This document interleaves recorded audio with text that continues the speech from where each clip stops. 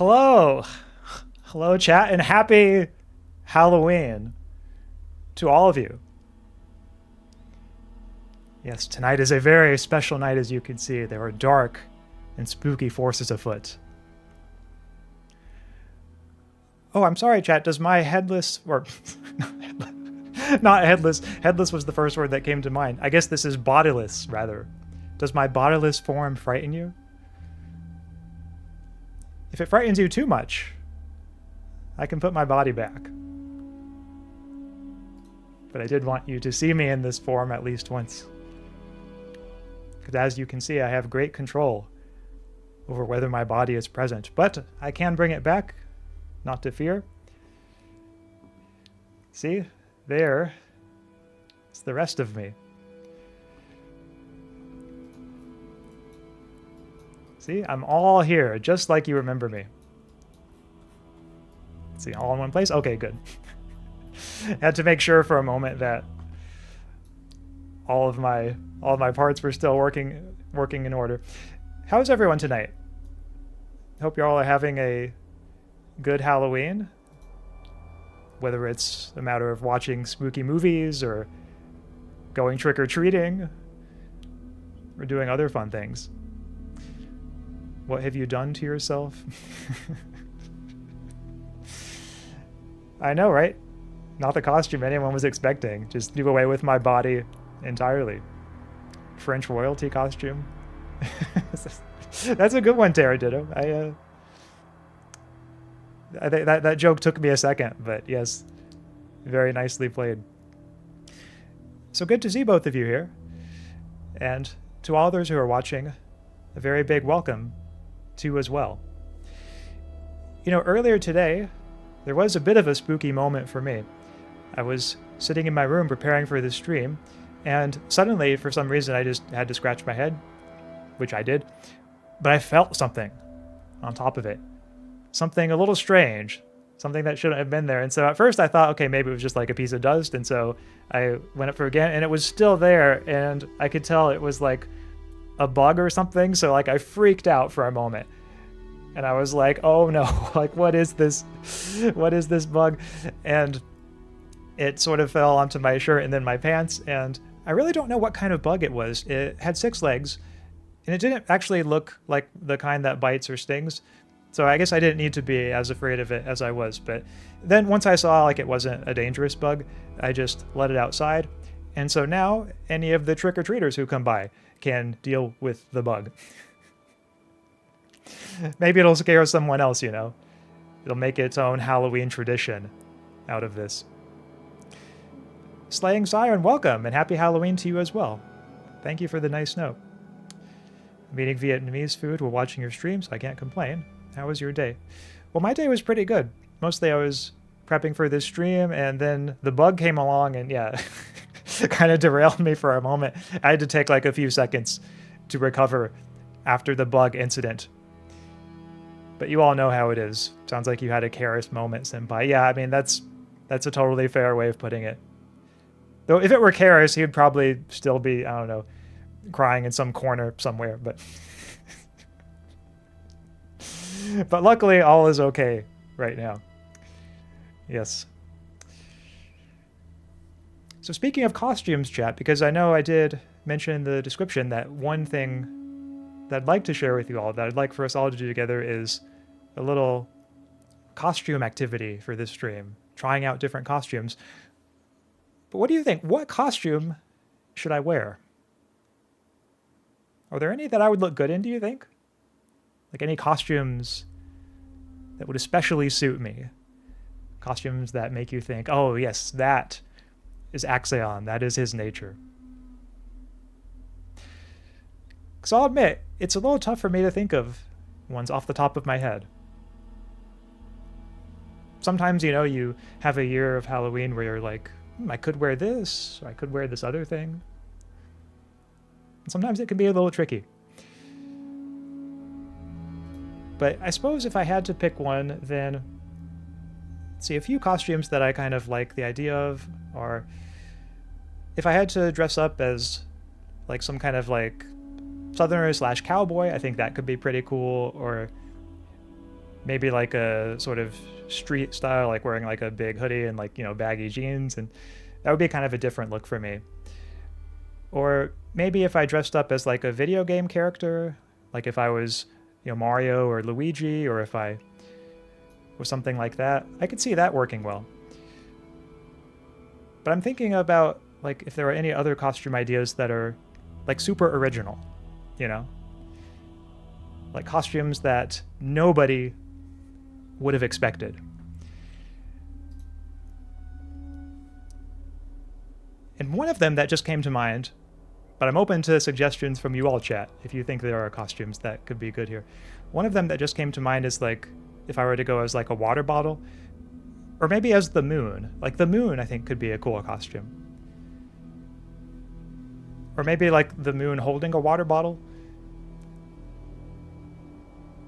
When you start combining costumes and sort of randomness, random ideas from different costumes, I think that is where the key of creativity lies when it comes to different kinds of costume design. And so yeah, maybe next year, I don't know if I can say that I have a moon idea for this stream or a moon costume, but one year, perhaps I will go as the moon. Or maybe a water bottle. One of those two. Yeah, has anyone here dressed up as anything for Halloween tonight? Or gone trick-or-treating? Because I know sometimes people think that they're too old to go trick-or-treating. But in my opinion, you're really never too old. It's one of those things that people who think they're too old for are really just not, not seeing like it can be any age. It can be any age that you dress up as something cool for Halloween. And I have a few costumes that I would like to share with you tonight, chat. Costumes that I think you are going to like, at least that I hope that you like. At the very least, I like them. I live beyond the jurisdiction of tricks and treats. Oh, I'm sorry to hear that, Terradetto. But yeah, I know it's not celebrated everywhere, and so that's a good point that we all live in different places, and different places have different holiday traditions. I suppose sometimes if it's a tradition that's not celebrated by the people around you, but if it's one that you like, sometimes one has to sort of make their own holiday celebration out of it. But one cool thing that I have learned how to do recently, chat, a power that I would like to share with you, is that I've recently learned to harness a certain Halloween magic. That's right. It's a magic that lets me change my costume on command. Change my costume in almost an instant. And not just my costume, but I can also even change my body with it. It's a very deep magic in that sense. Zero Striker, oh, happy Halloween to you as well. And welcome. Terraditto, address me. Elephant. Not sure what the elephant is doing here, but oh, maybe like that's the costume idea, and like you want us to address you as the elephant. Because if so, that's a really cool costume idea. But earlier I was saying that, yeah, I've learned to harness a certain Halloween magic. And the way that this magic manifests, you'll see it in a moment, but the way that it manifests is super cool. It manifests as a purple mist. I can summon the mist at my will, and I can use it to change my costume and even to change my body. So not just a new costume, but a whole new body. Now, I should mention, chat, that this magic is difficult to control, and I cannot control it perfectly. Sometimes when I use this magic, unexpected things happen. But I do think that I've mostly gotten it down. So I'm going to try to use this magic to change my costume, and we can play a little dress up together. What do you think, chat? Are you ready for a little Halloween costume changing magic. Well, I don't know about you all, but I'm feeling pretty ready for this. So let us go and summon the purple mist to ourselves. Purple mist, I call upon you. It is time to change my body, change my costume. And I shall bring Halloween to the chat. We will do this together.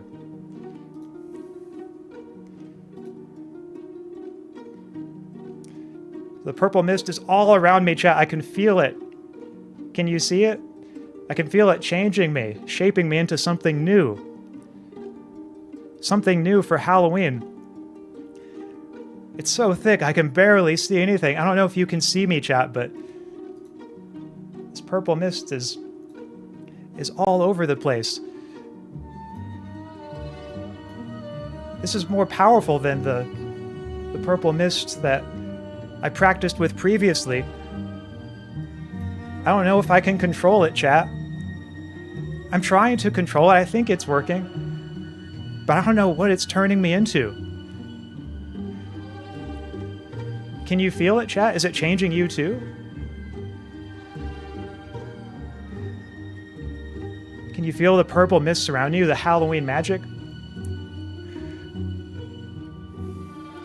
Okay, chat, I think it's about to dissipate. I think it's changed me.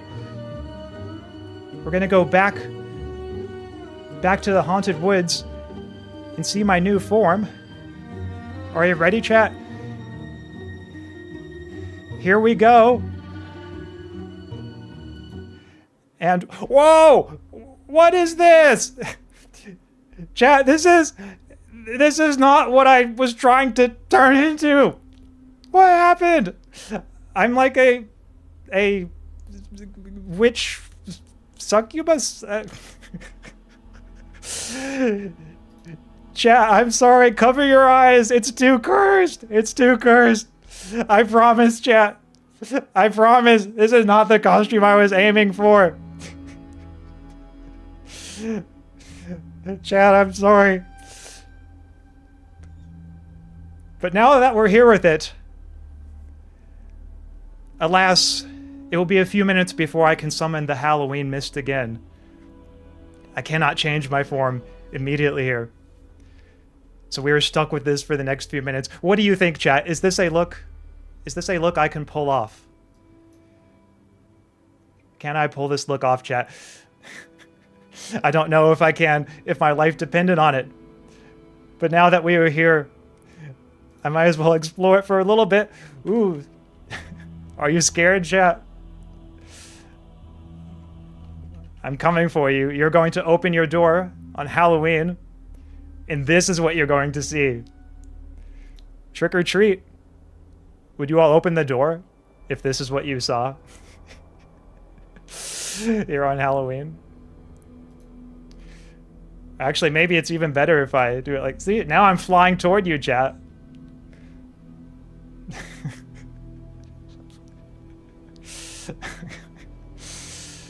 Cursed indeed. I'm not gonna lie, in some ways not that cursed, but in others I'm terrified. Boomers. Yeah. So now I'm flying through the woods. I guess this is what it's like to be a witch. This is what it's like to fly through the woods on my magic broom. I'd always wondered what it was like.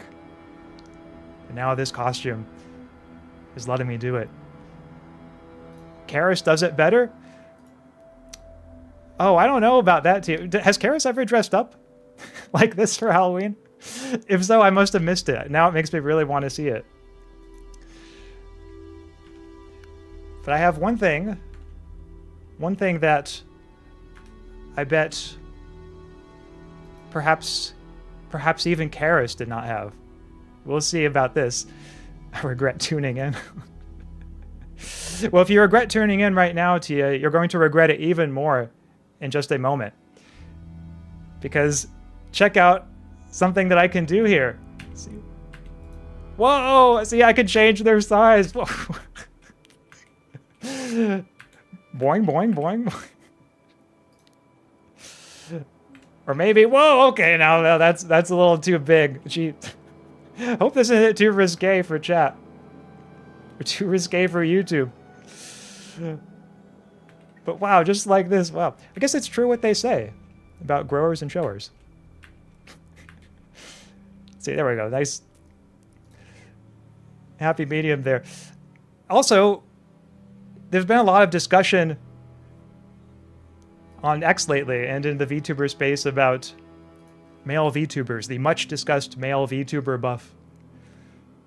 I have to say, chat, in this new form, I feel as if the male VTuber debuff has been removed. I can sense right now all the viewers who are about to come in, all the influx of viewers here to see my wondrous new form. Dear God, your head has been grafted onto this witch's body. I know, it's horrific. So chat, if you have not been too traumatized already, if your eyes are still intact, I have some good news. I have some news that I think you're going to be happy to hear. It's that now I am powerful enough to summon the Halloween mist again. So now I can change my body back to the way it was, or back to something new even, a new costume. So let us go back once more into the purple mist, chat. And we shall try to summon a new costume. That first attempt was a failed attempt. Again, that was not the costume I was trying to summon. But let's see if I can summon the correct costume this time. Perhaps I can. Yes, I feel it changing me once more, chat. I feel it changing me once more. But I don't know exactly what way it's changing me in. Just like last time, it's a little unpredictable, this Halloween magic. Oh, Karis, welcome. I would say you tuned in at just the right time. Earlier I summoned the Halloween mist, but it was too powerful. I couldn't control it, and it changed me into something that I did not intend to change into. But now I'm using it to change my costume in a different way, the way that I initially intended it to be changed. So we'll see now if I have sufficient control over this powerful dark magic. What do you think, chat? Is it going to work this time? Can I switch into the monster, the creature that I'm trying to switch into? I think this time maybe I can. Given it everything, everything I've got before everyone unsubs. I'm unsubbing from Halloween. Before I traumatize too many people with my cursed costumes. Can I do it with this one? Okay, chat, here we go. Let's do a little countdown. See if this one works. 5, 4, 3, 2, 1. And here we are. Okay, good. I think it worked this time, chat. This was what I was trying to turn into initially, but the magic was just too strong for me to control that first time. But now I believe I have enough practice to control it more readily. So now you can see the true Halloween form that I was aiming for all along. So welcome. Welcome back to my haunted woods. See, I have some cool bats here. This is Axaeon vampire form. Definitely an upgrade for real, a Freaky Friday, yeah. No, it very much is. Very much so. How debonair. Oh, thank you. I try, you know. When I trick myself out like this, I really try to go all out. So again, welcome back, chat. So now that we are all in a sufficiently non-cursed Halloween state, I would like to do some spooky readings with you all. Share some spooky stories. And one of them is a story that you might have heard of before, or might even know the basics of the story. It's sort of an old ghost story, but perhaps you might not have read the full story. At least I know I haven't. This will be a first time actually reading the story for me. The story is called The Monkey's Paw by W.W. Jacobs, a classic story about a cursed object. And so I'm going to share that story with you. It's one of those stories that has a certain lesson that many have taken from it. Works well as a tale that you might think teaches something at the same time as it sort of chills the spine. And so I'm looking forward to sharing this story with you, chat. So can I ask about the chicken? What chicken? Okay, yeah, Zero Striker, I don't know what you're talking about. Some kind of chicken, but anyway, you might be seeing things. You remind me of Lelouch v. Britannia. Oh, thanks. Yeah, I'm not super familiar with that anime, but I have heard of the character and the anime before, and from what I know of all that, I can see how the look kind of matches. Did you steal Sakuna's body? The drip goes hard. Oh, hello, Hannah. Hey, Belmont Clan, he's over here. Oh no. Might have to deal with some fighting here if the Belmont Clan comes over and starts to fight me. But anyway, there's a story that I'm just going to share with you all here in a second. But before I do, let's see if I can make sure I'm not going to block too much of the story. I want to make sure everyone gets to see it. Oh yes, there you can see it. The monkey's paw. Can I ask about the witch outfit? Oh yeah, that was just, the Halloween magic was too strong that first time, and I couldn't fully control it, so it turned me into the witch instead of the vampire. But luckily now we're all good. Now everything is under control, I would say. So here we are, chat. The Monkey's Paw by W.W. Jacobs. This story was first written in 1902. So not a very long story, but if you've never read it before, it is a classic Halloween story.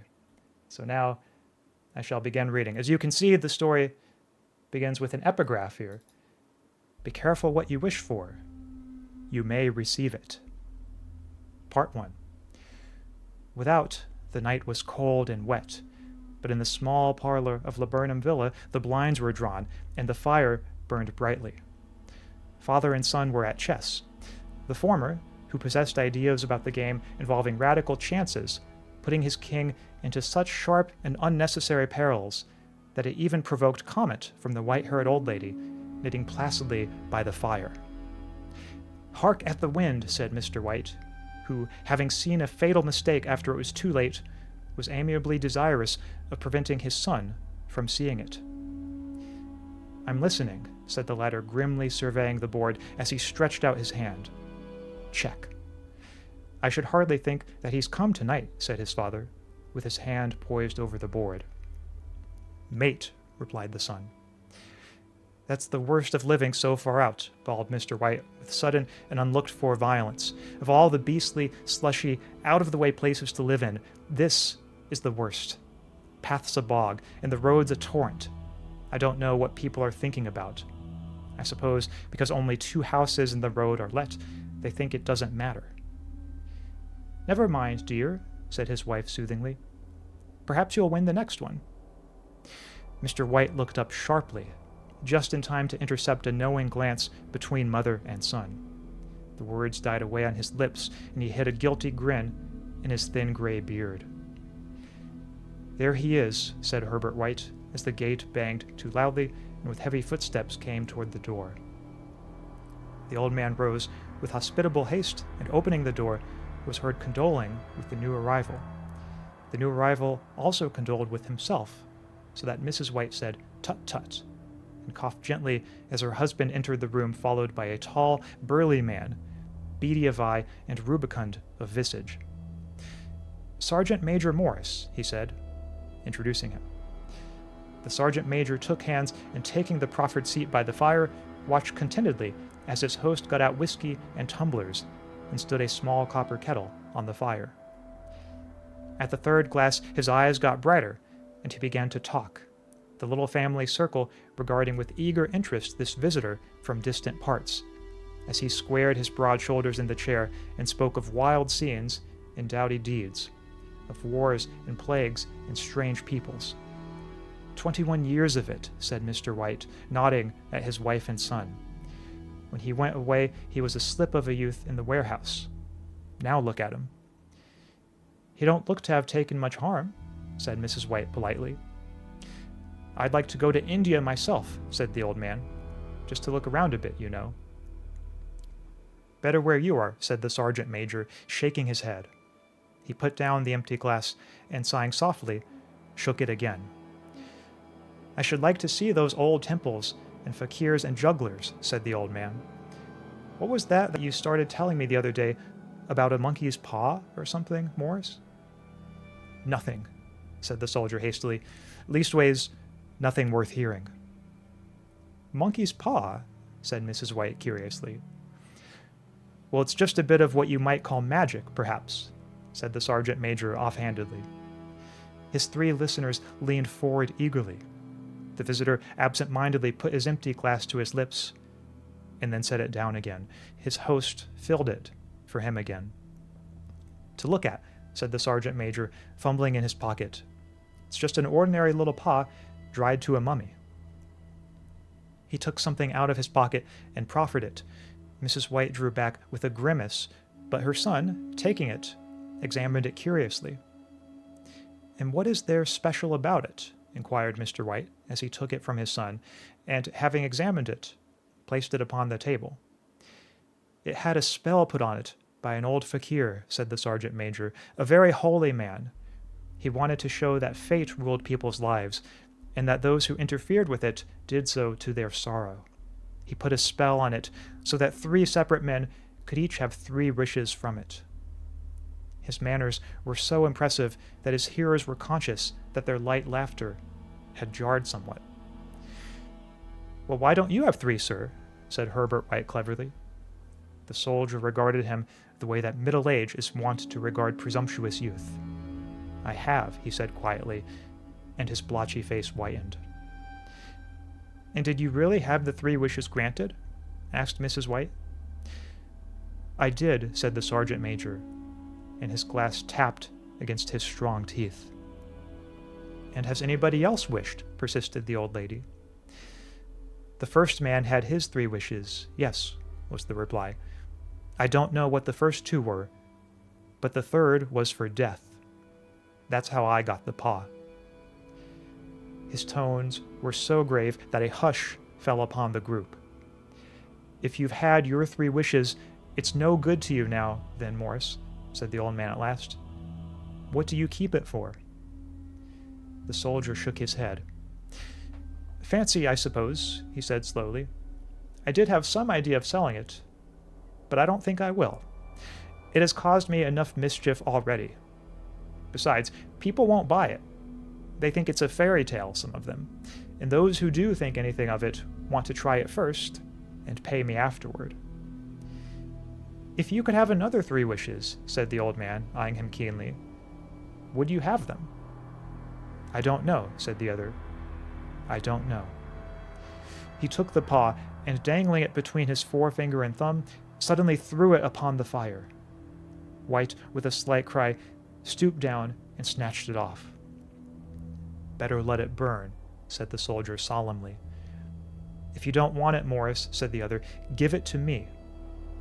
I won't, said his friend doggedly. I threw it on the fire.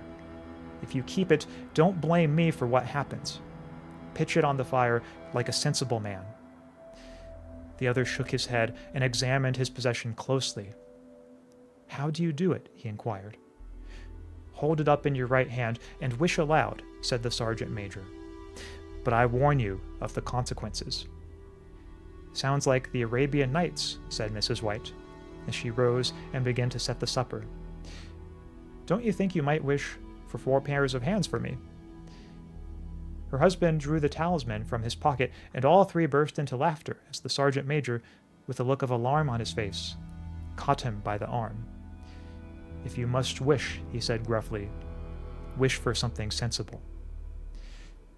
Mr. White dropped it back in his pocket and, placing chairs, motioned his friend to the table.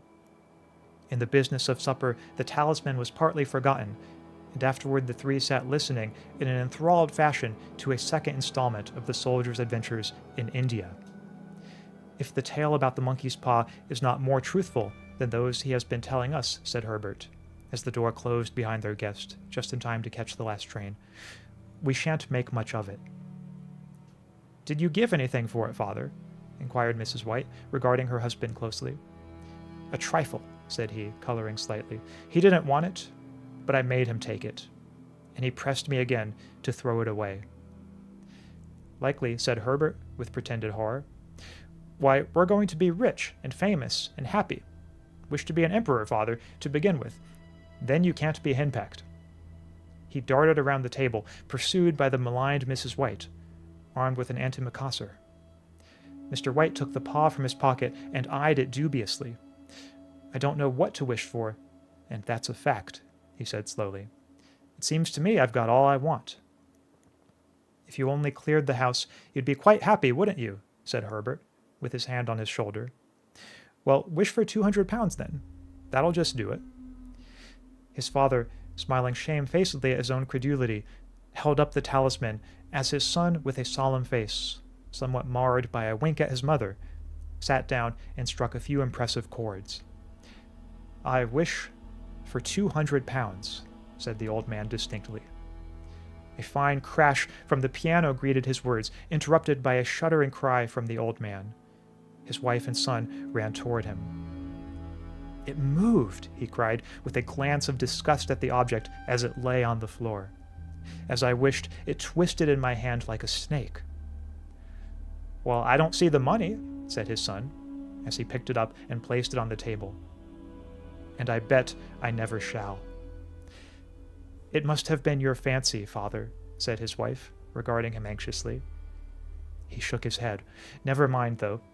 There's no harm done, but it gave me a shock all the same. They sat down by the fire again while the 2 men finished their pipes. Outside, the wind was higher than ever, and the old man started nervously at the sound of a door banging upstairs. A silence unusual and depressing settled on all 3, which lasted until the old couple rose to retire for the rest of the night. I expect you'll find the cash tied up in a big bag in the middle of your bed, said Herbert, as he bade them good night, and something horrible squatting on top of your wardrobe, watching you as you pocket your ill-gotten gains. He sat alone in the darkness, gazing at the dying fire and seeing faces in it.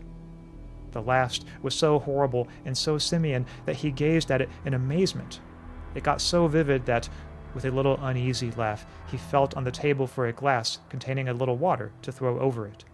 His hand grasped the monkey's paw, and with a little shiver, he wiped his hand on his coat and went up to bed. Part 2. In the brightness of the wintry sun next morning, as it streamed over the breakfast table, he laughed at his fears. There was an air of prosaic wholesomeness about the room, which it had lacked on the previous night, and the dirty, shriveled little paw was pitched on the sideboard with a carelessness which betokened no great belief in its virtues. I suppose all old soldiers are the same, said Mrs. White. The idea of our listening to such nonsense! How could wishes be granted in these days? And if they could, how could 200 pounds hurt you, father? Might drop on his head from the sky, said the frivolous Herbert. Morris said that things happened so naturally, said his father, that you might, if you so wished, attribute it to coincidence. Well, don't break into the money before I come back, said Herbert, as he rose from the table. I'm afraid it'll turn you into a mean, avaricious man, and we shall have to disown you. His mother laughed, and following him to the door, watched him down the road. and returning to the breakfast table was very happy at the expense of her husband's credulity. All of which did not prevent her from scurrying to the door at the postman's knock, nor prevent her from referring somewhat shortly to retired sergeant majors of bibulous habits when she found that the post brought a tailor's bill. "Herbert will have some more of his funny remarks, I expect, when he comes home," she said as they sat at dinner. "I dare say," said Mr. White, pouring himself out some beer. "But for all that, the thing moved in my hand. That I'll swear to." "You thought it did," said the old lady soothingly. "I say it did," replied the other. "There was no thought about it. I had just... What's the matter?" His wife made no reply. She was watching the mysterious movements of a man outside, who, peering in an undecided fashion at the house, appeared to be trying to make up his mind to enter. In mental connection with the 200 pounds, she noticed that the stranger was well dressed, and wore a silk hat of glossy newness. 3 times he paused at the gate, and then walked on again. The 4th time he stood with his hand upon it, and then with sudden resolution flung it open, and walked up the path. Mrs. White at the same moment placed her hands behind her, and hurriedly unfastening the strings of her apron, put that useful article of apparel beneath the cushion of her chair. She brought the stranger, who seemed ill at ease, into the room. He gazed at her furtively and listened in a preoccupied fashion as the old lady apologized for the appearance of the room and her husband's coat, a garment which he usually reserved for the garden. She then waited patiently, as her sex would permit, for him to broach his business, but he was at first strangely silent. "I was asked to call," he said at last, and stooped and picked a piece of cotton from his trousers. "I come from Ma and Megan's." The old lady started. "Is anything the matter?" she asked breathlessly. "Has anything happened to Herbert? What is it? What is it?" Her husband interposed. There, mother," he said hastily. "Sit down, and don't jump to conclusions. You've not brought bad news, I'm sure, sir," and eyed the other wistfully. "I'm sorry," began the visitor. "Is he hurt?" demanded the mother wildly. The visitor bowed in assent. "Badly hurt," he said quietly. "But he is not in any pain." "Oh, thank God," said the old woman, clasping her hands. "Thank God for that. Thank—" She broke off as the sinister meaning of the assurance dawned on her, and she saw the awful confirmation of her fears in the other's averted face. She caught her breath, and turning to her slower-witted husband, laid her trembling hand on his. There was a long silence. "He was caught in the machinery," said the visitor at length, in a low voice. "Caught in the machinery," repeated Mr. White in a dazed fashion. "Yes." He sat staring out the window, and taking his wife's hand between his own, pressed it as he had been wont to do in their old courting days, nearly 40 years before. "He was the only one left to us," he said, turning gently to the visitor. "It is hard." The other coughed, and rising, walked slowly to the window. "The firm wishes me to convey their sincere sympathy with you in your great loss," he said, without looking round. "I beg that you will understand I am only their servant, and merely obeying orders." There was no reply.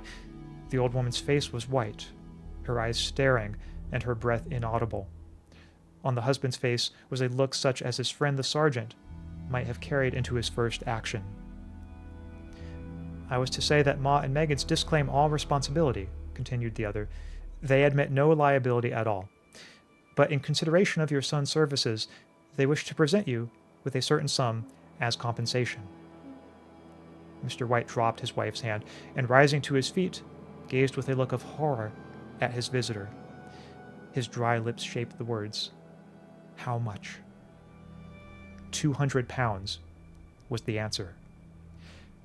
Unconscious of his wife's shriek, the old man smiled faintly, put out his hands like a sightless man, and dropped a senseless heap to the floor. Part 3. In the huge new cemetery, some 2 miles distant, the old people buried their dead, and came back to the house steeped in shadows and silence. It was all over so quickly that at first they could hardly realize it, and remained in a state of expectation as though of something else to happen, something else which was to lighten this load, too heavy for old hearts to bear. But the days passed, and expectations gave way to resignation, the hopeless resignation of the old, sometimes miscalled apathy. Sometimes they hardly exchanged a word, for now they had nothing to talk about, and their days were long to weariness. It was about a week after that the old man, suddenly waking suddenly in the night, stretched out his hand and found himself alone. The room was in darkness, and the sounds of subdued weeping came through the window. He raised himself in bed and listened. "Come back," he said tenderly. "You will be cold." "It is colder for my son," said the old woman, and wept afresh. The sound of her sobs died away on his ears. The bed was warm, and his eyes heavy with sleep. He dozed fitfully, and then slept, until a sudden wild cry from his wife awoke him with a start. "The paw!" she cried wildly. "The monkey's paw!" He stood up in alarm. Where is it? What's the matter?" She came stumbling across the room toward him. "I want it," she said quietly. "You've not destroyed it?" "It's in the parlor on the bracket," he replied, marveling. "Why?" She laughed and cried together, and bending over, kissed his cheek. "I only just thought of it," she said hysterically. "Why didn't I think of it before?" "Why didn't you think of it?" "Think of what?" he questioned. "The other 2 wishes," she replied rapidly. "We've only had one." "Was that not enough?" he demanded fiercely. "No," she cried triumphantly. "We'll have one more. Go down and get it quickly, and wish our boy alive again." The man sat in bed and flung the bedclothes from his quaking limbs. "Good God, you are mad!" he cried aghast. "Get it," she panted. "Get it quickly and wish. Oh, my boy, my boy." Her husband struck a match and lit the candle. "Get back to bed," he said unsteadily. "You don't know what you were saying." "We had the first wish granted," said the old woman feverishly. "Why not the second?" "A coincidence," stammered the old man. "Go get it and wish," cried his wife, quivering with excitement. The old man turned and regarded her, and his voice shook. "He has been dead 10 days, and besides I would not tell you else, but I could only recognize him by his clothing. If he was too terrible for you to see then, how now?" "Bring him back," cried the old woman, and dragged him towards the door. "Do you think I fear the child I have nursed?" He went down in the darkness and felt his way to the parlor, and then to the mantelpiece. The talisman was in its place, and a horrible fear that the unspoken wish might bring his mutilated son before him ere he could escape from the room seized up on him, and he caught his breath as he found that he had lost the direction of the door. His brow cold with sweat, he felt his way round the table and groped along the wall until he found himself in the small passage with the unwholesome thing in his hand. Even his wife's face seemed changed as he entered the room. It was white and expectant, and to his fears seemed to have an unnatural look upon it. He was afraid of her. "Wish!" she cried in a strong voice. "It is foolish and wicked," he faltered. "Wish," repeated his wife. He raised his hand. "I wish my son alive again." The talisman fell to the floor, and he regarded it fearfully. Then he sank trembling into a chair as the old woman, with burning eyes, walked to the window and raised the blind. He sat until he was chilled with the cold, glancing occasionally at the figure of the old woman peering through the window. The candle end, which had burned below the rim of the china candlestick, was throwing pulsating shadows on the ceiling and walls, until with a flicker larger than the rest, it expired. The old man, with an unspeakable sense of relief at the failure of the talisman, crept back to his bed, and a minute afterward the old woman came silently and apathetically beside him. Neither spoke, but sat silently listening to the ticking of the clock. A stair creaked, and a squeaky mouse scurried noisily through the wall. The darkness was oppressive, and after lying for some time screwing up his courage, he took the box of matches, and striking one, went downstairs for a candle. At the foot of the stairs the match went out, and he paused to strike another. And at the same moment a knock came so quiet and stealthy as to be scarcely audible, sounded on the front door. The matches fell from his hand and spilled in the passage. He stood motionless, his breath suspended, until the knock was repeated. Then he turned and fled swiftly back to his room and closed the door behind him. A third knock sounded through the house. "What's that?" cried the old woman, starting up. "A rat," said the old man in shaking tones. "A rat. It passed me on the stairs." His wife sat up in bed, listening. A loud knock resounded through the house. "It's Herbert!" She ran to the door, but her husband was before her, and catching her by the arm, held her tightly. "What are you going to do?" he whispered hoarsely. "It's my boy! It's Herbert!" she cried, struggling mechanically. "I forgot it was 2 miles away. What are you holding me for? Let me go. I must open the door." "For God's sake, don't let it in!" cried the old man, trembling.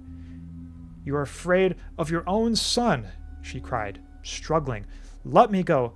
I'm coming, Herbert. I'm coming." There was another knock, and another.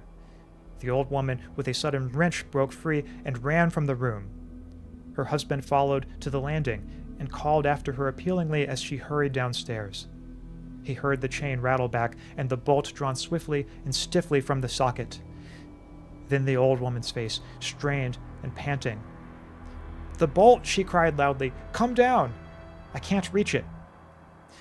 But her husband was on his hands and knees, groping wildly on the floor in search of the paw. If only he could find it before the thing outside got in. A perfect fusillade of knocks reverberated through the house, and he heard the scraping of the chair as his wife put it down in the passage against the door. He heard the creaking of the bolt as it came slowly back, and at the same moment he found the monkey's paw and frantically breathed his third and last wish. The knocking ceased suddenly, although the echoes of it were still in the house. He heard the chair drawn back, and the door opened. A cold wind rushed up the staircase, and a long, loud wail of disappointment and misery from his wife gave him the courage to run down to her side, and then to the gate beyond. The street lamp flickering opposite shone on a quiet and deserted road. And that is the end. The end of that story.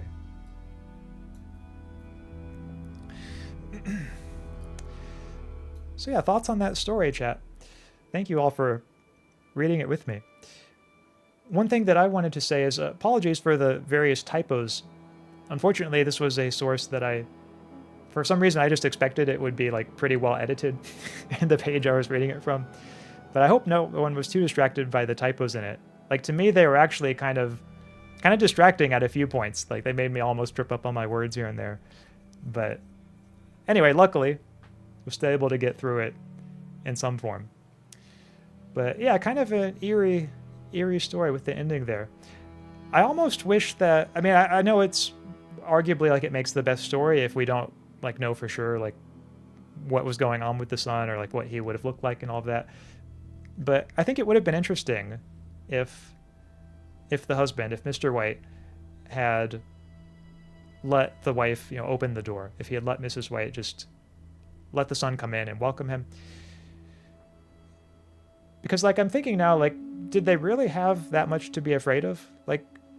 Like even if their son like is now like some kind of zombie-like figure, like might he still have the same personality? Might he not be a harmful force? In other words.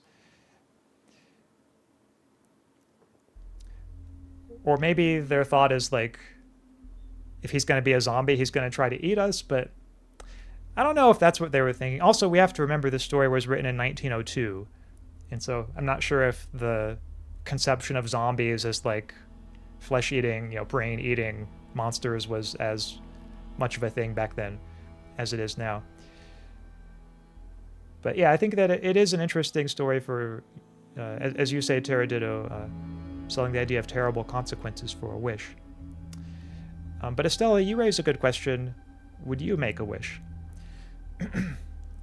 Yeah, this is something that I've wondered before. Like, would I wish for something if I knew, like, whoever was granting the wish was going to grant it in like the worst way possible, like a way that was, almost guaranteed to make me regret it. But for all that, I think perhaps I would still make a wish. And one wish that I could see myself making is, I think I would wish for moral value to be maximized. I know it's very much a philosopher's wish. Not that all philosophers believe in moral value or are realists about moral value or anything like that, but as I am, that is a wish I would make, and it seems to me that just by its very nature, that kind of wish couldn't be gamed. Because if it were, like, if you did try to game it in some horrible way by, like, making something really bad happen, then presumably that really bad thing would be of great disvalue, and so it would be something that would count against the moral value. So if you really are maximizing moral value, there's not going to be any sort of catch like that. Or at least I don't see how there could be one.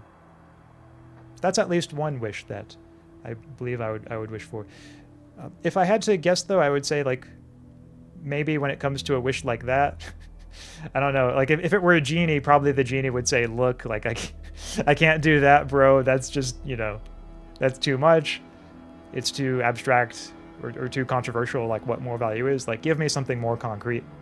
I feel like they might go like that. But assuming that the space of what we can wish for really is unrestricted, then I do think that that's at least one of the things I would wish for.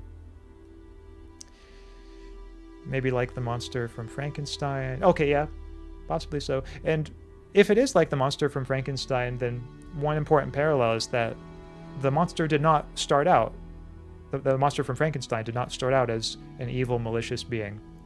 He only became that way over the course of the book and after much mistreatment. So, yeah, it could be if he went to the parents and was allowed in and the parents welcomed him, maybe everything would have turned out okay. Also, glad to hear that you liked the story, Zero Striker and the others. So yeah, thank you for the kind words. Yeah, W. Reed. Thanks, Estella. A thing I noticed on this reread, I think it grants a wish in your most unwanted way. Like Mr. Right at the beginning starts by saying that accidents are the worst part of their lives or something. Yeah, I think that's fair. I'm just trying to think of how that would play out, like in the case of wishing for moral value to be maximized.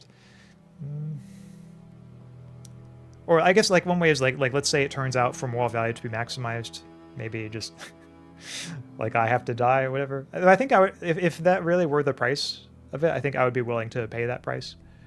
But yeah, it's an interesting question of like if there's a way for a wish like that to be granted that would still ultimately turn out to be something that I wouldn't want. So that is one, again, kind of classic Halloween story that I think has inspired a lot of people to think of spooky things like that on Halloween. There is one more story I would like to read with you all on this Halloween evening. And this second story is going to be from a different author, and also keeping in the sort of spirit of, I know, Karis, if you're still here, you read The Call of Cthulhu on a recent stream, which I think is also a great spooky story.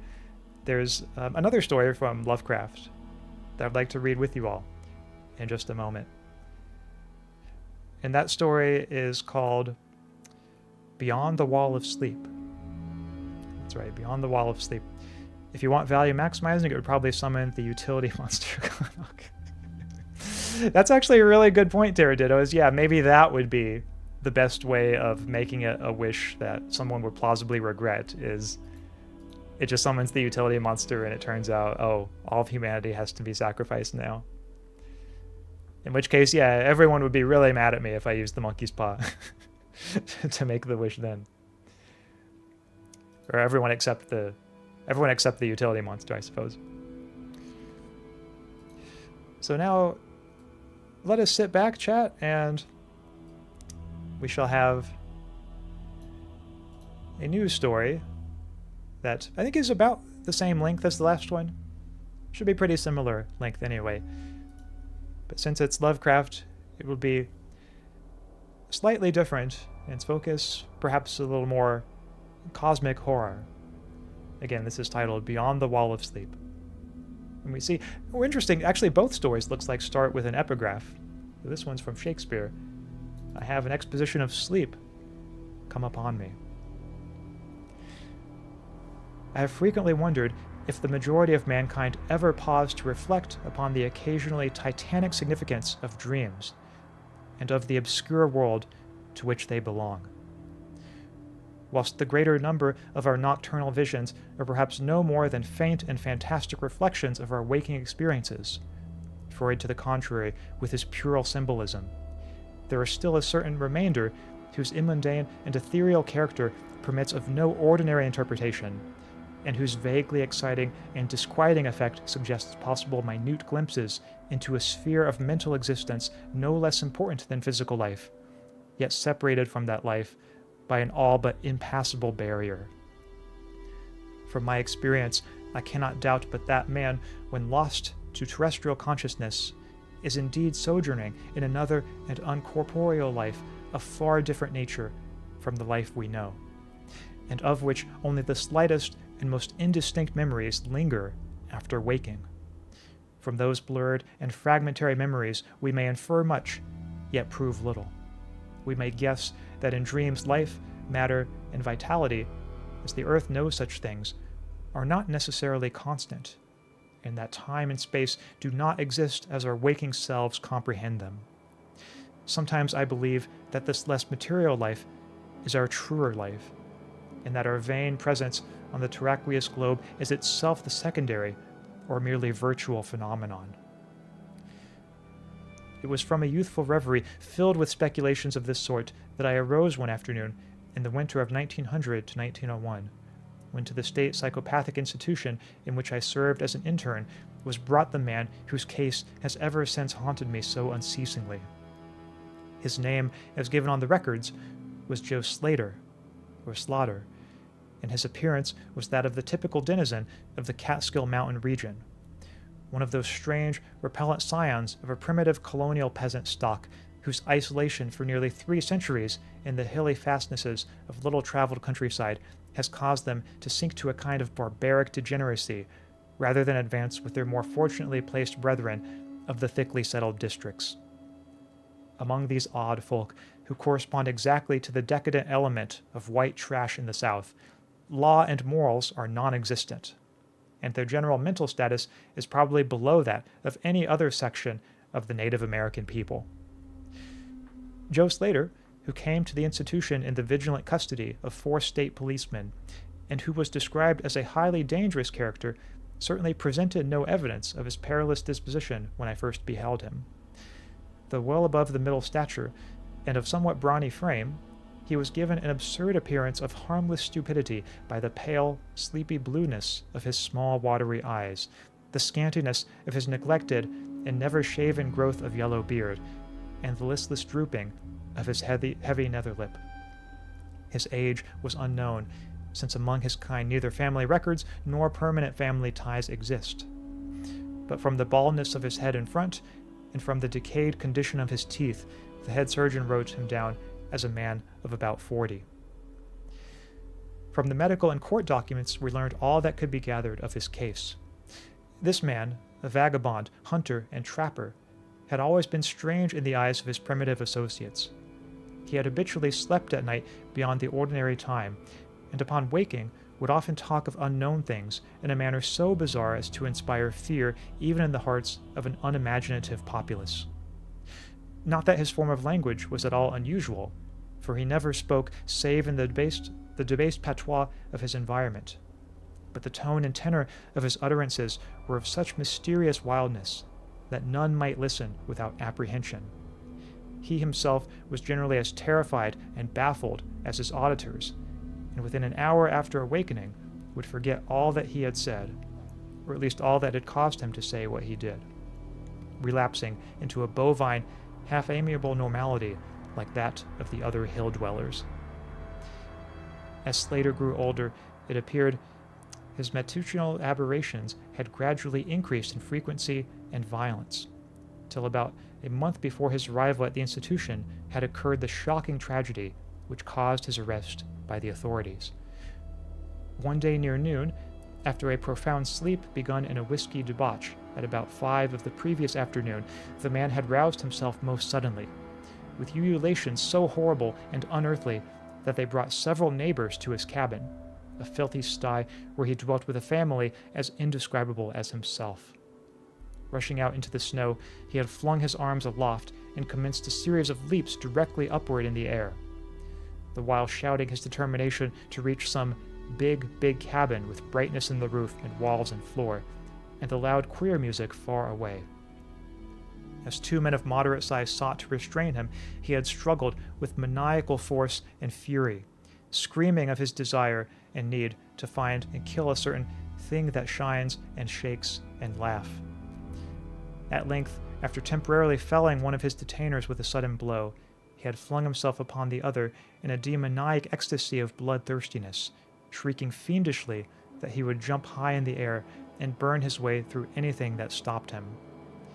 Family and neighbors had now fled in a panic, and when the more courageous of them returned, Slater was gone, leaving behind an unrecognizable pulp-like thing that had been a living man but an hour before.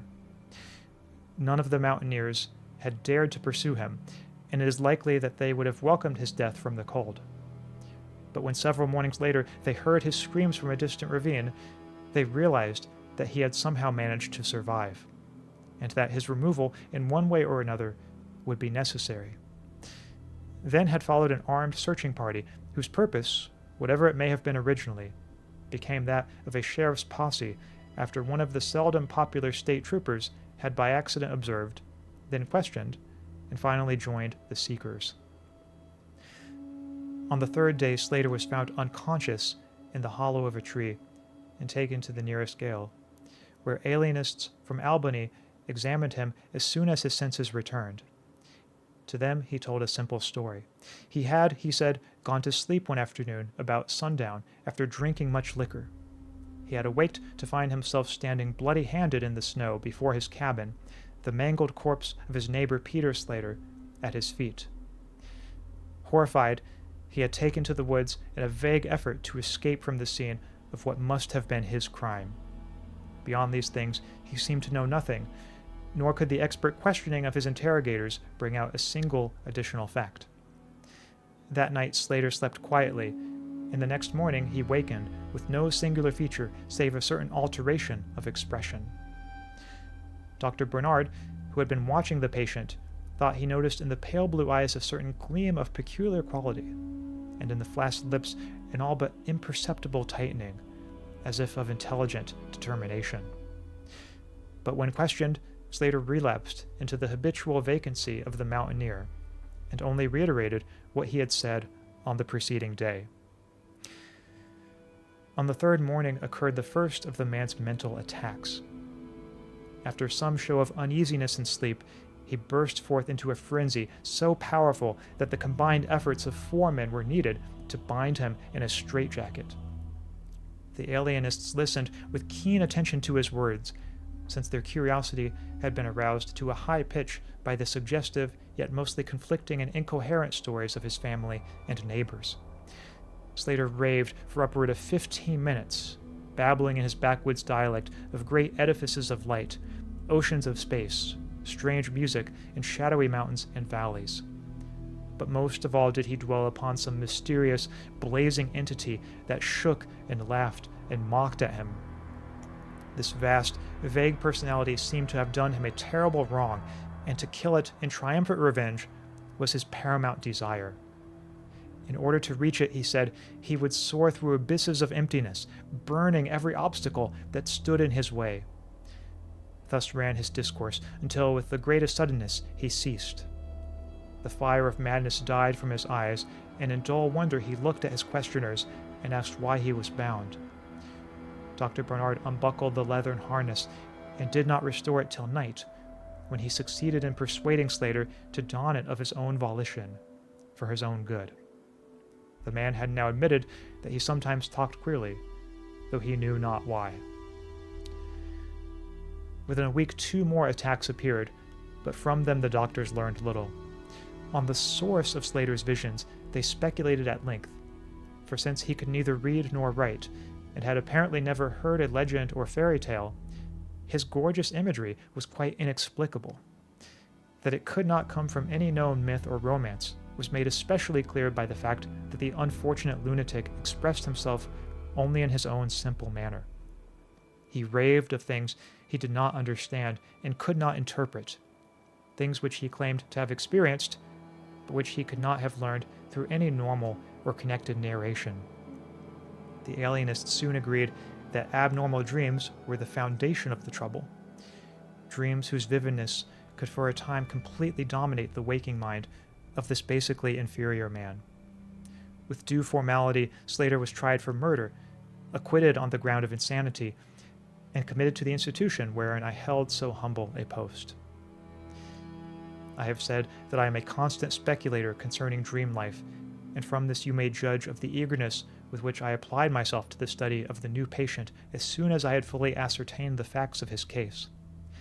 He seemed to sense a certain friendliness in me, born no doubt of the interest I could not conceal and the gentle manner in which I questioned him.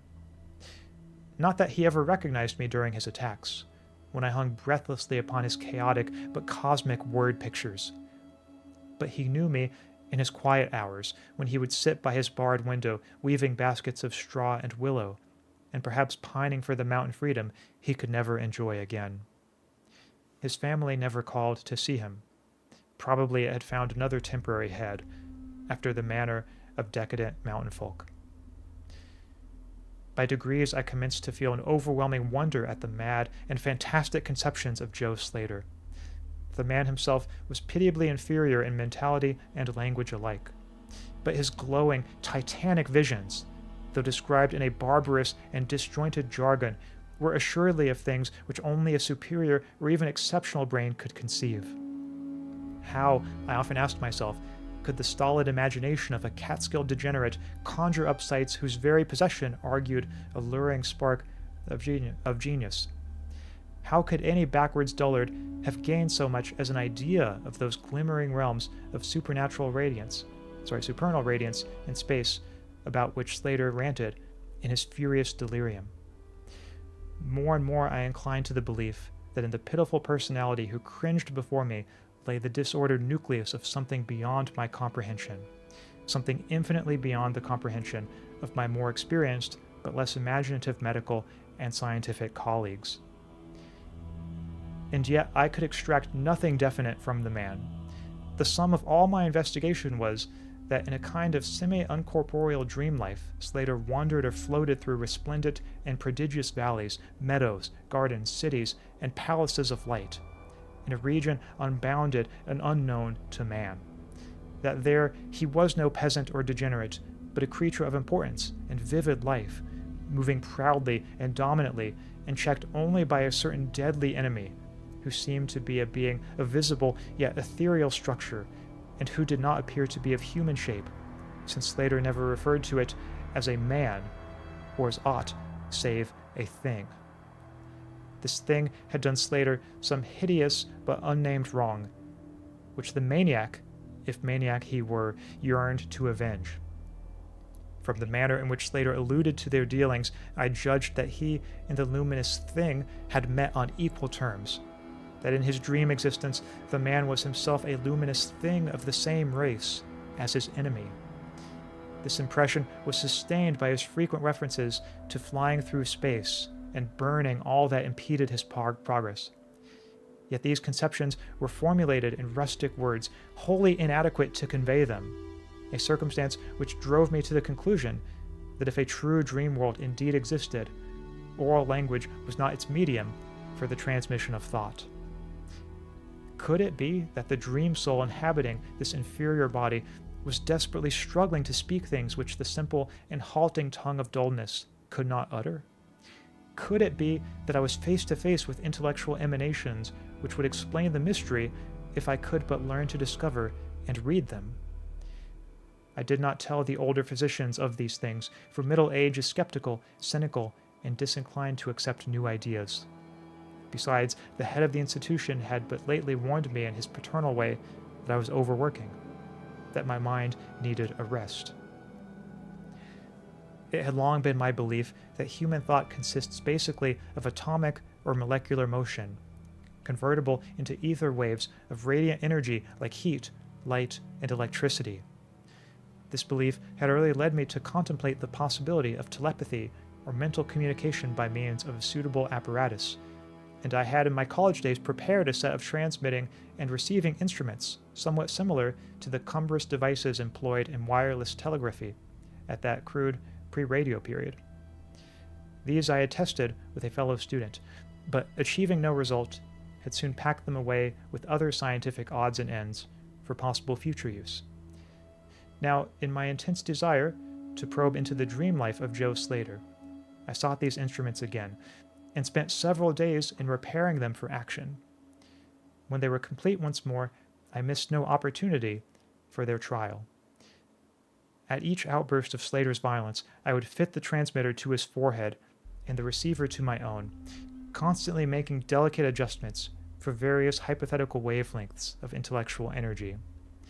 I had but little notion of how the thought impressions would, if successfully conveyed, arouse an intelligent response in my brain, but I felt certain that I could detect and interpret them. Accordingly, I continued my experiments, though informing no one of their nature. It was on the 21st of February, 1901, that the thing finally occurred. As I look back across the years, I realize how unreal it seems, and sometimes wonder if old Dr. Fenton was not right when he charged it all to my excited imagination. I recall that he listened with great kindness and patience when I told him, but afterward gave me a nerve powder and arranged for the half-year's vacation on which I departed the next week. That fateful night, I was wildly agitated and perturbed, for despite the excellent care he had received, Joe Slater was unmistakably dying. Perhaps it was his mountain freedom that he missed, or perhaps the turmoil in his brain had grown too acute for his rather sluggish physique. But at all events, the flame of vitality flickered low in the decadent body. He was drowsy near the end, and as darkness fell, he dropped off into a troubled sleep. I did not strap on the straitjacket, as was customary when he slept, since I saw that he was too feeble to be dangerous, even if he woke in mental disorder once more, before passing away. But I did place upon his head and mine the two ends of my cosmic radio, hoping against hope for a first and last message from the dream world in the brief time remaining. In the cell with us was one nurse, a mediocre fellow who did not understand the purpose of the apparatus or think to inquire into my course. As the hours wore on, I saw his head droop awkwardly in sleep, but I did not disturb him. I myself, lulled by the rhythmical breathing of the healthy and the dying man, must have nodded a little later. The sound of weird lyric melody was what aroused me. Chords, vibrations, and harmonic ecstasies echoed passionately on every hand, while on my ravished sight burst the stupendous spectacle of ultimate beauty. Walls, columns, and architraves of living fire blazed effulgently around the spot where I seemed to float in air, extending upward to an infinitely high vaulted dome of indescribable splendor. Blending with this display of palatial magnificence, or rather supplanting it at times in kaleidoscopic rotation, were glimpses of wide plains and graceful valleys, high mountains and inviting grottos, covered with every lovely attribute of scenery which my delighted eye could conceive of, yet formed wholly of some glowing, ethereal, plastic entity, which in consistency partook as much of spirit as of matter. As I gazed, I perceived that my own brain held the key to these enchanting metamorphoses, for each vista which appeared to me was the one my changing mind most wished to behold. Amidst this Elysian realm I dwelt not as a stranger, for each sight and sound was familiar to me, just as it had been for uncounted eons of eternity before, and would be like for eternities to come. Then the resplendent aura of my brother of light drew near and held colloquy with me, soul to soul, with silent and perfect interchange of thought. The hour was one of approaching triumph, for was not my fellow being escaping at last from a degrading periodic bondage? escaping forever and preparing to follow the accursed oppressor even unto the uttermost fields of ether, that upon which it might be wrought a flaming cosmic vengeance which would shake the spheres. We floated thus for a little time, when I perceived a slight blurring and fading of the objects around us, as though some force were recalling me to earth, where I least wished to go. The form near me seemed to feel a change also, for it gradually brought its discourse toward a conclusion, and itself prepared to quit the scene, fading from my sight at a rate somewhat less rapid than that of the other objects.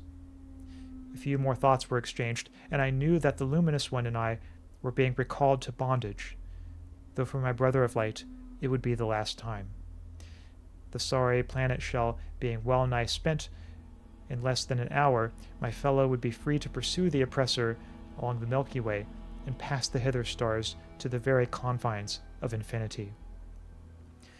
A well-defined shock separates my final impression of the fading scene of light from my sudden and somewhat shamefaced awakening and straightening up in my chair as I saw the dying figure on the couch move hesitantly. Joe Slater was indeed awaking, though probably for the last time. As I looked more closely, I saw that in the sallow cheeks shone spots of color which had never before been present. The lips, too, seemed unusual, being tightly compressed as if by the force of a stronger character than had been Slater's. The whole face finally began to grow tense, and the head turned restlessly with closed eyes. I did not arouse the sleeping nurse, but readjusted the slightly disarranged headbands of my telepathic radio, intent to catch any parting messages the dreamer might have to deliver. All at once the head turned sharply in my direction, and the eyes fell open, causing me to stare in blank amazement at what I beheld. The man who had been Joe Slater, the Catskill decadent, was now gazing at me with a pair of luminous, expanded eyes whose blue seemed suddenly to have deepened. Neither mania nor degeneracy was visible in that gaze, and I felt beyond a doubt that I was viewing a face behind which lay an active mind of high order. At this juncture my brain became aware of a steady external influence operating upon it. I closed my eyes to concentrate my thoughts more profoundly, and was rewarded by the positive knowledge that my long-sought mental message had come at last. Each transmitted idea formed rapidly in my mind, and though no actual language was employed, my habitual association of conception and expression was so great that I seemed to be receiving the message in ordinary English. "Joe Slater is dead," came the soul-petrifying voice or agency from beyond the wall of sleep. My opened eyes sought the couch of pain and curious horror, but the blue eyes were still calmly gazing, and the countenance was still intelligently animated. "He is better dead, for he was unfit to bear the active intellect of cosmic entity. His gross body could not undergo the needed adjustments between ethereal life and planet life. He was too much of an animal, too little a man.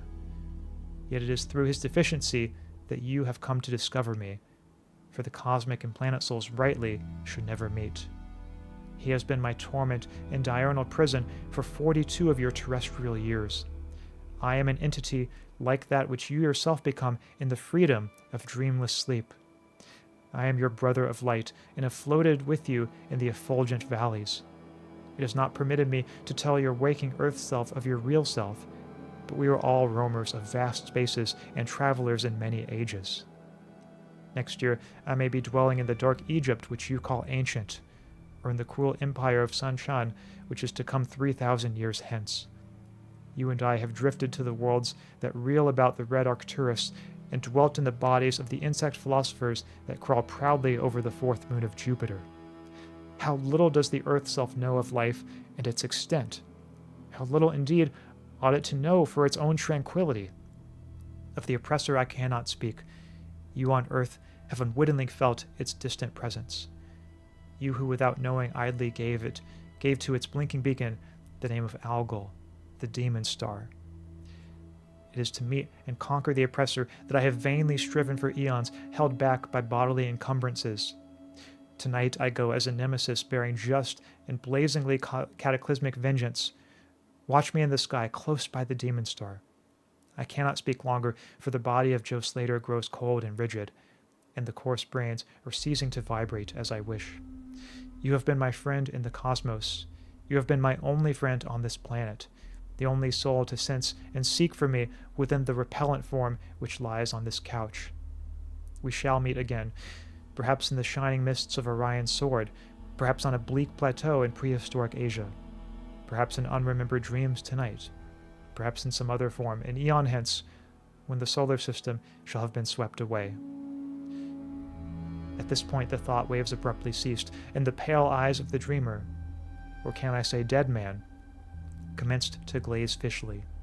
In a half-stupor, I crossed over to the couch and felt of his wrist, but found it cold, stiff, and pulseless. The sallow cheeks paled again, and the thick lips fell open, disclosing the repulsively rotten fangs of the degenerate Joe Slater. I shivered, pulled a blanket over the hideous face, and awakened the nurse. Then I left the cell and went silently to my room. I had an insistent and unaccountable craving for a sleep whose dreams I should not remember. The climax? What plain tale of science can boast of such a rhetorical effect? I have merely set down certain things appealing to me as facts, allowing you to construe them as you will. As I have already admitted, my superior, old Dr. Fenton, denies the reality of everything I have related. He vows that I was broken down with nervous strain, and badly in need of the long vacation on full pay which he so generously gave me. He assures me on his professional honor that Joe Slater was but a low-grade paranoiac, whose fantastic notions must have come from the crude hereditary folktales which circulate in even the most decadent of communities. All this he tells me, yet I cannot forget what I saw in the sky on the night after Slater died. Lest you think me a biased witness, another's pen must add this final testimony, which may perhaps supply the climax you expect. I will quote the following account of the star Nova Persei verbatim from the pages of that eminent astronomical authority, Professor Garrett P. Service. On February 22, 1901, a marvelous new star was discovered by Dr. Anderson of Edinburgh, not very far from Algol. No star had been visible at that point before. Within 24 hours, the stranger had become so bright that it outshone Capella. In a week or two, it had visibly faded, and in the course of a few months, it was hardly discernible with the naked eye.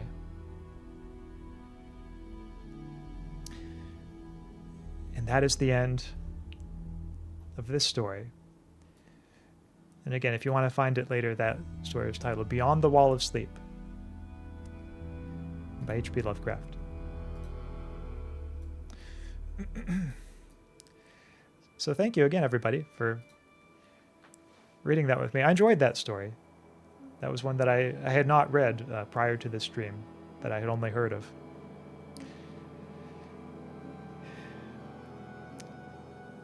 And now I probably should take a moment to drink some water because my voice is getting a little tired. I was going to drink some water after reading The Monkey's Paw, but then I forgot. So make sure to also drink some water yourselves, chat. It's important to stay hydrated. Okay, water break.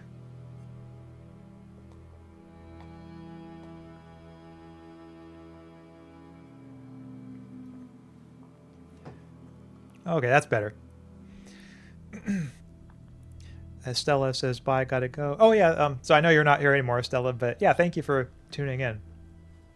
I saw your message as I was reading, but was not able to read it aloud. So those are all of the Halloween stories for tonight, chat. I wanted to leave you with those two. I missed the reading so far, but I'm finally home. Well, you'll be glad to know, Tia Fair, and the rest of you will be glad to know. There is one more, though, not a story, but a Halloween poem. That's why I was looking for Halloween poems recently, because I was thinking, like, are there any good Halloween poems out there? And at first I had trouble thinking of any, but then I was able to find one that is actually also by Lovecraft. It's a very short poem, but one that I think does a nice job capturing the spirit of Halloween. And so it's a poem that I would like to read to you now. And if you've, especially like if you've been out tonight trick-or-treating or looking at Halloween costumes or Halloween decorations or anything like that. I think it's a poem that you'll kind of see the spirit of Halloween within it, reflected in it. So I'm just going to make myself a little smaller and bring back the Halloween poem. Yes, so the title of this poem is Halloween in a Suburb. The steeples are white in the wild moonlight, and the trees have a silver glare. Past the chimneys high see the vampires fly, and the harpies of upper air that flutter and laugh and stare. For the village dead to the moon outspread never shone in the sunset's gleam, but grew out of the deep that the dead years keep, where the rivers of madness stream down the gulfs to a pit of dream. The chill wind reaves through the rows of sheaves in the meadows that shimmer pale, and comes to twine where the headstones shine and the ghosts of the churchyard wail for harvests that fly and fail. Not a breath of the strange gray gods of change that tore from the past its own can quicken this hour when a spectral power spreads sleep over the cosmic throne and looses the vast unknown.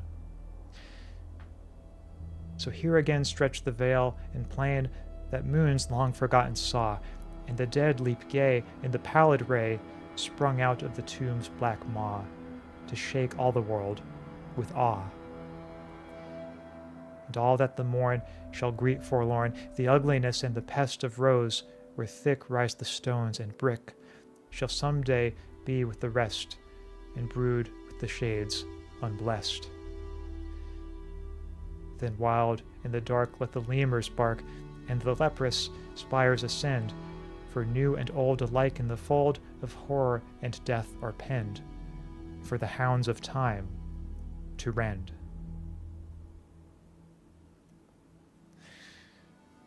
So thank you, everyone. Wanted to share that one with you. Again, that's Halloween in a Suburb. Also by Lovecraft. Cool note about Lovecraft. When I was in grad school, which was in Providence, Rhode Island, that was where Lovecraft himself lived, and there was a little marker I would often pass by on the way to campus that would point out his birthplace. And some of the buildings that he describes in some of his stories around Providence, like in the Call of Cthulhu, there was a description of a building that that I would often pass by. So sometimes it's kind of cool to see things like that in his stories. But alas, those are the readings that I was thinking. We could leave it there. I think that that poem is a good note.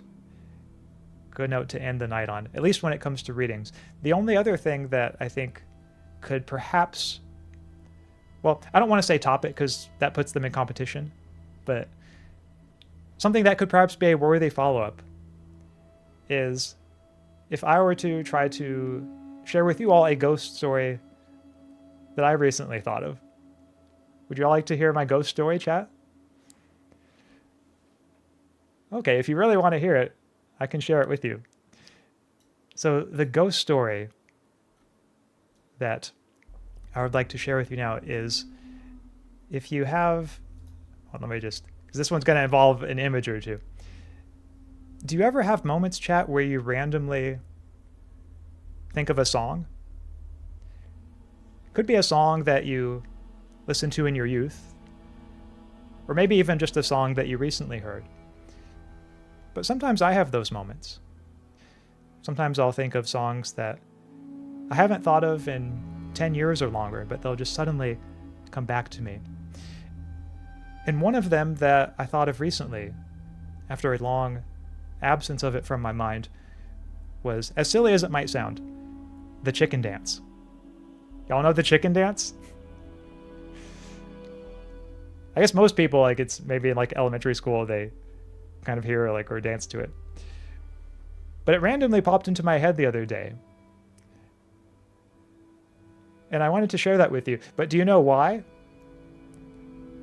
Because if you've ever had that happen to you, if you've ever randomly thought of the chicken dance, do you know what causes that memory to just come back to you randomly?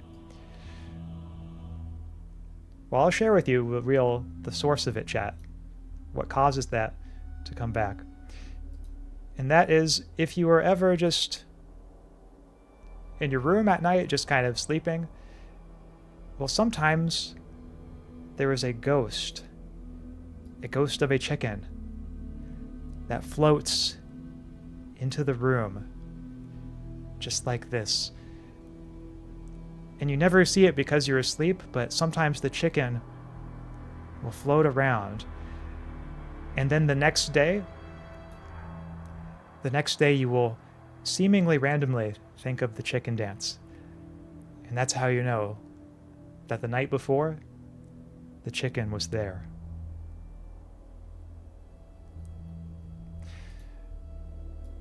And that is my ghost story. What did you think, chat? Did it spook you out? I hope you all can sleep tonight.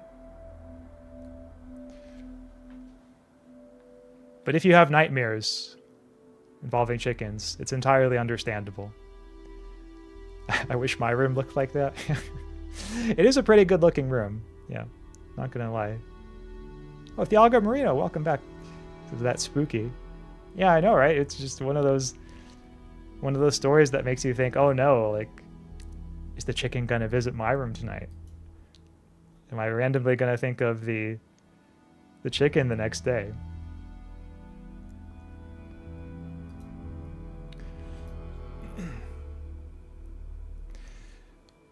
But thank you all for tuning into my stream. I hope that your Halloween has been a good one, and that you've experienced many, many nice and spooky moments.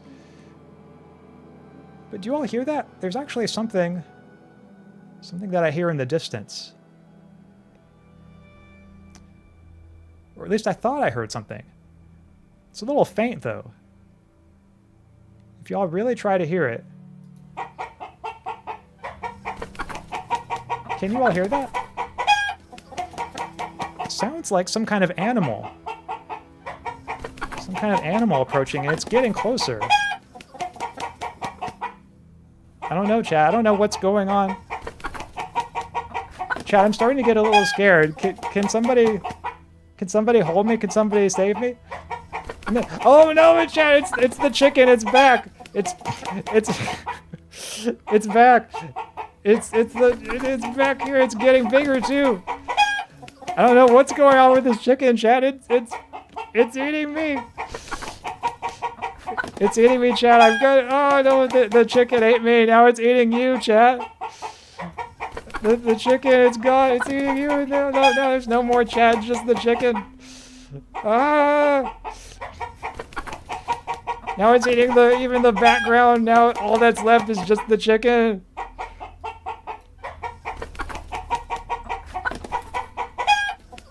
Chat, I can't hold out any longer. I've got to go. It's too frightening. Goodbye, buddy. Save yourselves. Just save yourselves. Don't let it eat you.